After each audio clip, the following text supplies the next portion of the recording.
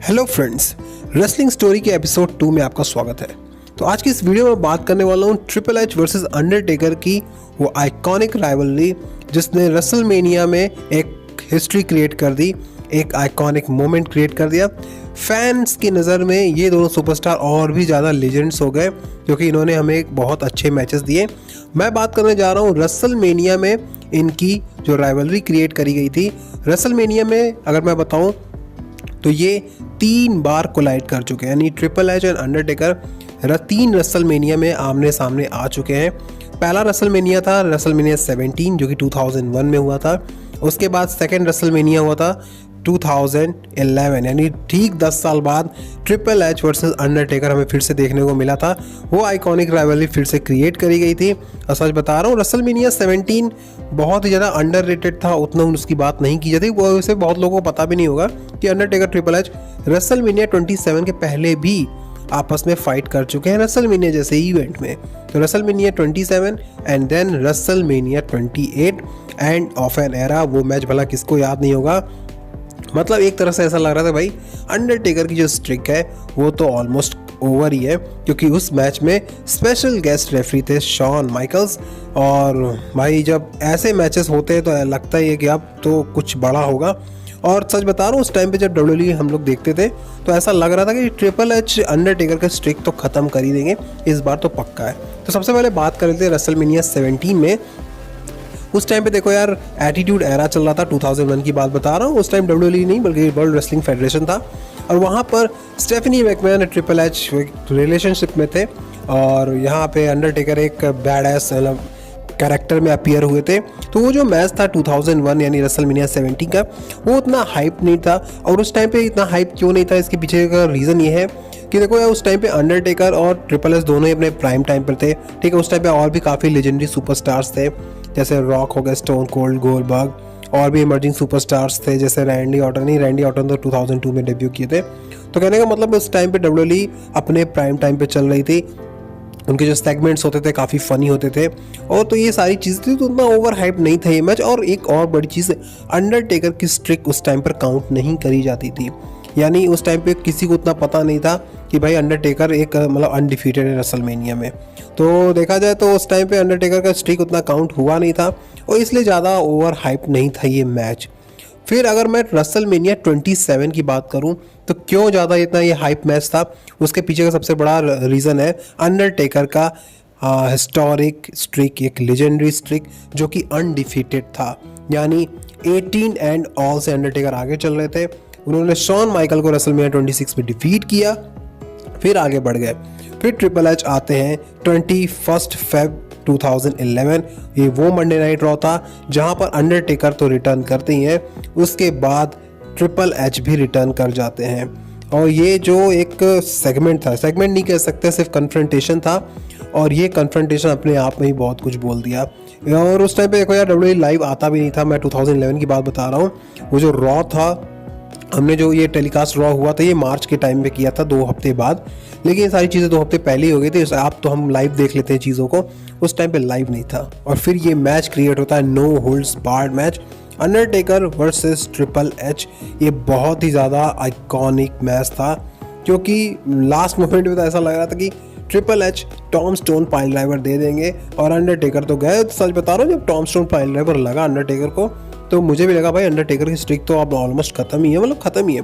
लेकिन जब Undertaker kick out किए तो यार मतलब ट्रिपल एच भी बिलीव नहीं कर पा रहे थे कि भाई ये कैसे हुआ। और फिर ऐसा लगा कि अब शायद ट्रिपल एच तो हारेंगे। और जैसे ही अपना स्लेज हैमर लेने जाते हैं, अंडरटेकर हेल्स गेट देते हैं और कहीं ना कहीं ट्रिपल एच बहुत ज़्यादा कोशिश करते हैं भाई कि कहीं ना कहीं कैसे भी इस चीज़ को छुड़ाया जाए, लेकिन हो नहीं पाता और लास्ट में वो टैप आउट कर देते हैं। अंडरटेकर की विक्ट्री हो जाती है 19 एंड ऑल। सच बता रहा हूँ, ये उस टाइम पे फैंस को ऐसा लगा था कि अब अंडरटेकर का स्ट्रिक वैसे भी खत्म होने वाला है। शॉन माइकल का भाई रिवेंज लेने के लिए ट्रिपल एच उनके बेस्ट फ्रेंड तो आ ही गए हैं। रेसलमेनिया में अंडरटेकर का मे भी आखिरी मैच भी हो सकता था।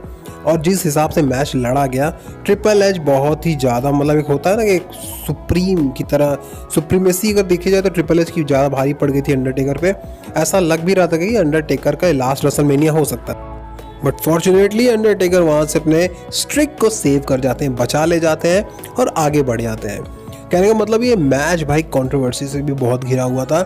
ये मैच मतलब होता है ना कि WWE की सारी चीज़ें स्क्रिप्टेड होती है, सारी स्टोरी लाइन लिखी जाती है, बट ये बियॉन्ड द स्टोरी लाइन था। ये मतलब जो राइवलरी स्टार्ट करी गई थी भाई, ये कुछ और ही लेवल का था।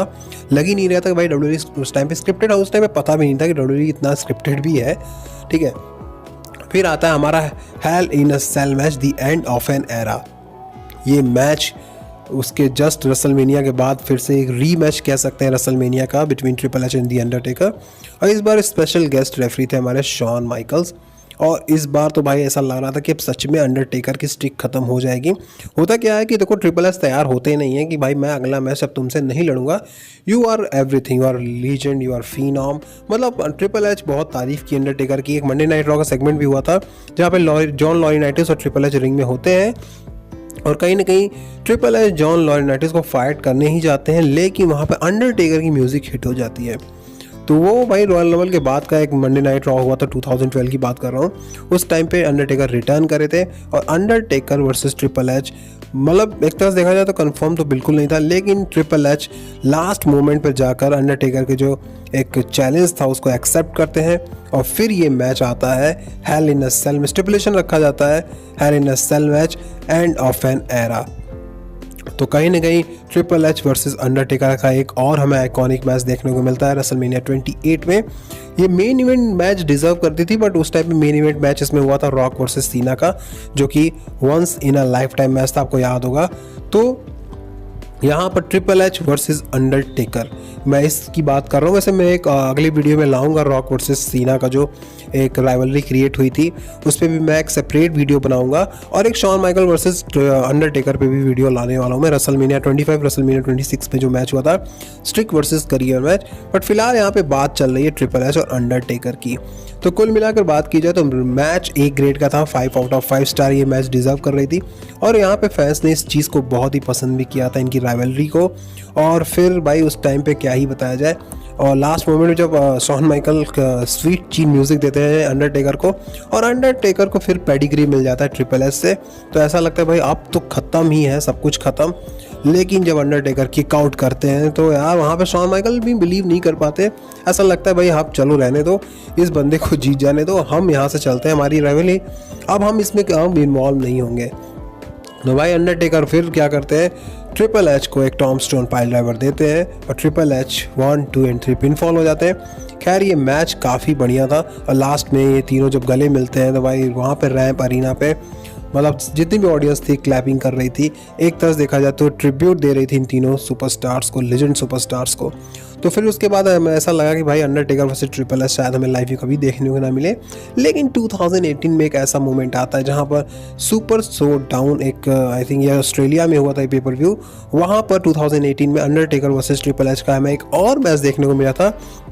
और इस मैच का नाम था लास्ट टाइम एवर, यानी ये आखिरी बार है फिर से अंडरटेकर एंड ट्रिपल एच आपस में compete करेंगे। लेकिन वो रेसलमेनिया जैसा स्टेज नहीं था, और यहाँ पर कहीं ना कहीं ट्रिपल एच जीतने भी वाले थे, क्योंकि इस मैच काफ़ी प्रेडिक्टेबल मैच था। इसलिए था क्योंकि अंडरटेकर ऑलरेडी ट्रिपल एच को 3 बार रेसलमेनिया जैसे स्टेज पे हरा चुके थे। तो भाई ऐसा WWE को लगा कि अब ट्रिपल एच को जिताना चाहिए। कहीं ना कहीं ट्रिपल एच भाई ऐसा ना हो कि भाई ट्रिपल एच कभी अंडरटेकर को बीट ही नहीं कर पाए। तो इस तरह से ये मैच क्रिएट करा गया था। देखो बिजनेस के पर्पस से ये सारी चीज़ें थी, कोई मतलब सेंस नहीं बन रहा था इस मैच का, ऐसे ही क्रिएट करा गया था। और उसके बाद अंडरटेकर ने भी देखो लेजेंडरी कॉन्ट्रैक्ट साइन किया हुआ था। तो ये सारी चीज़ें सिर्फ एक बिजनेस के पर्पस से कराई गई थी। देखो भाई जो बात 2011-12 में थी रेसलमेनिया 27-28, उस टाइम की बात ये बिल्कुल भी नहीं। 2018 हम समझ सकते हो, उस टाइम पे रोमन रेंस, सेथ रॉलिंस या फिर डीन एम्ब्रोस, जॉन मॉक्सली, ठीक है, इन लोग का एरा स्टार्ट हो चुका था। भाई ट्रिपल एच अंडरटेकर के एरा को वही फील कर सकता है जो एटीट्यूड एरा या फिर रूथलेस एग्रेशन एरा के टाइम से WWE देख रहा हो। तो भाई अगर ये कहने का, अगर मैं ये कहूँ कि अंडरटेकर वर्सेस ट्रिपल एच 2018 जो अगर WWE 2015 के बाद से देख रहा है, मैं सच बता रहा हूँ, उसके लिए मैच हो सकता है आइकॉनिक रहा हो। लेकिन 2011-12 का मैच भाई कहीं दूर दूर तक कभी कंपेयर नहीं है। उसके बाद इस मैच में ट्रिपल एच ने अंडरटेकर को बीट करा, और कहीं ना कहीं फिर इस मैच में अंडरटेकर और केन ने क्या किए थे, अटैक कर दिए, असॉल्ट किए ट्रिपल एच और शॉन माइकल पे। फिर ये टैग टीम मैच में हो गया। शॉन माइकल 10 साल बाद 8 साल बाद इन रिंग रिटर्न करे, और फिर ये DX versus brothers of destruction match हुआ। उसके बाद यहाँ पर भी आई थिंक अंडरटेकर की टीम जीती थी, DX शायद जीते थे, आई डोंट नो, थोड़ा याद नहीं मुझे। लेकिन ये जो राइवलरी थी between triple H and the Undertaker, that was iconic. आपको कैसा लगा अंडरटेकर और ट्रिपल एच की राइवलरी? कमेंट ज़रूर करना, और अगर इस वीडियो पसंद आया तो लाइक और सब्सक्राइब चैनल को ज़रूर करके जाना। अगली वीडियो में लाने वाला हूँ अंडरटेकर वर्सेस शॉन माइकल्स पे, so be ready. Thank you so much.